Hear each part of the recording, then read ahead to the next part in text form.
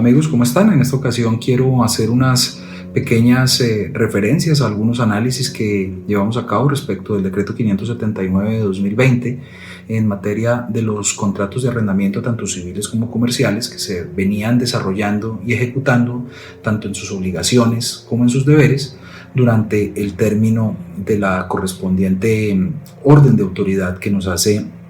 estar guarnecidos. Así las cosas, sea lo primero indicar, debemos tener en cuenta que con ocasión de las medidas tendientes a evitar la propagación del COVID-19, en la actualidad pues se viene sufriendo una serie de traumatismos en cuanto a los ingresos de arrendatarios principalmente, lo cual pues por obvias razones compromete el cumplimiento de su obligación, que por cierto es periódica, es decir, de tracto sucesivo, cada mensualidad o cada periodo pactado respecto del pago del canon de renta. De esta manera vamos a hacer unos pequeños comentarios o referencias a dicho decreto, indicando básicamente cuál fue el norte que tuvo el gobierno para efectos de expedir el mismo, así como las situaciones que en la praxis se van a eventualmente presentar entre arrendadores y arrendatarios con ocasión de esto. De igual forma, la intención de este video adicionalmente es tratar también de disipar una serie de desinformación o dudas a partir de informaciones que han circulado en redes sociales y demás, unas más afortunadas, otras más desafortunadas que las otras. Y para eso los invito a que hagamos una primera diferenciación de los tres escenarios que se presentan con ocasión, primero, de la orden de autoridad de mantenernos guarnecidos y por otra parte, con ocasión del mencionado decreto. En primer lugar, si bien es cierto que eventualmente la situación presente en los contratos de arrendamiento comercial, eventualmente si se prolongara, pudiera dar lugar a una extinción del contrato por la imposibilidad dentro de la ejecución del objeto, piénsese en bares, restaurantes y demás lugares de aglomeración pública que según también lo que se viene observando con los constantes pronunciamientos por parte del gobierno eventualmente quedarían vetados durante un término más o menos amplio, por lo menos comprendiendo este año. En segundo lugar, también tenemos que observar, y de esto sí se ocupa el decreto, de que de alguna manera se está permitiendo a través del mismo que no se perfilen justas causas de terminación de los contratos de arrendamiento con ocasión del impago de los cánones de renta que se generen en la vigencia del contrato. Para llegar al último punto, que es todo lo anterior no quiere decir y en ningún momento está habilitando a los arrendatarios a que de ninguna forma dejen de pagar las obligaciones emanadas del contrato de arrendamiento, solo que de nuevo en el caso de no llegar a un acuerdo con el arrendador se les concederá un plazo, y precisamente en cuanto al plazo es donde tenemos uno de los vacíos del decreto, se les contemplará o se les concederá un plazo para esos efectos. Veamos cada uno de los puntos. De esta manera, los puntos cruciales de los cuales se ocupa el decreto los podemos resumir en 5 puntos, siendo el primero de estos que con ocasión del mismo se modifica de alguna manera temporal algunos aspectos contractuales, principalmente los enfocados hacia las cláusulas penales compensatorias y moratorias que pudieran encontrarse dentro de los contratos que se vinieran ejecutando hasta el momento de la desafortunada situación en la que nos encontramos, así como la imposibilidad de llevar a cabo el cobro de intereses moratorios que se podía dar lugar con ocasión del pago tardío. Ese es el primer punto. Por otra parte, este decreto automáticamente suspendió toda clase de diligencia de lanzamiento de restitución de inmueble forzada, teniendo en cuenta por obvias razones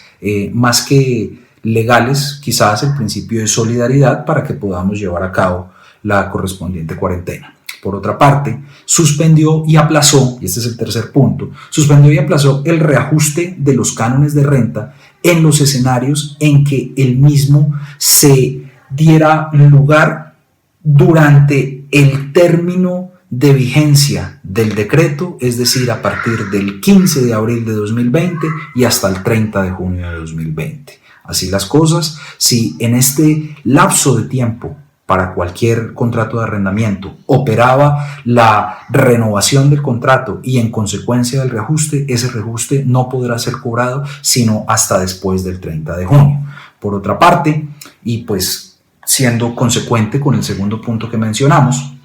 prorrogó tanto la finalización como la iniciación de los contratos, en el sentido de que todos los contratos que eventualmente se vencieran y tuvieran que dar lugar a la restitución del inmueble durante el término comprendido entre el 15 de abril y el 30 de junio se entienden automáticamente prorrogados para efectos de nuevo de poder cumplir con la cuarentena propiamente dicha.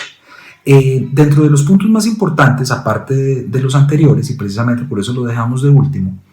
es que invita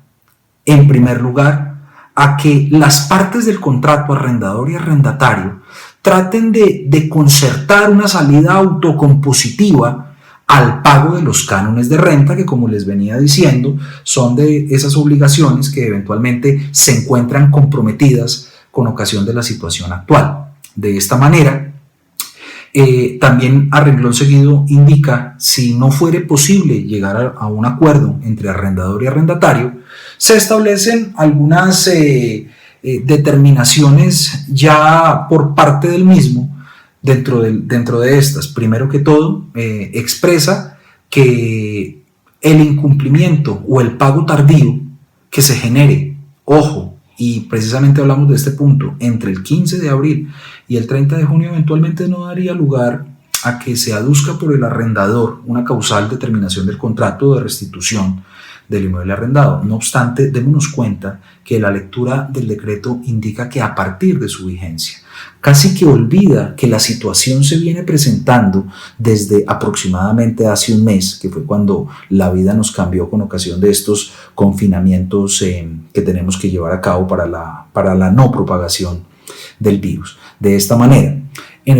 retomando, en el caso de que no se llegue a ningún tipo de acuerdo, sencillamente no se está suprimiendo la obligación del pago de los cánones de renta. Está de alguna manera aplazándola, suspendiéndola para más adelante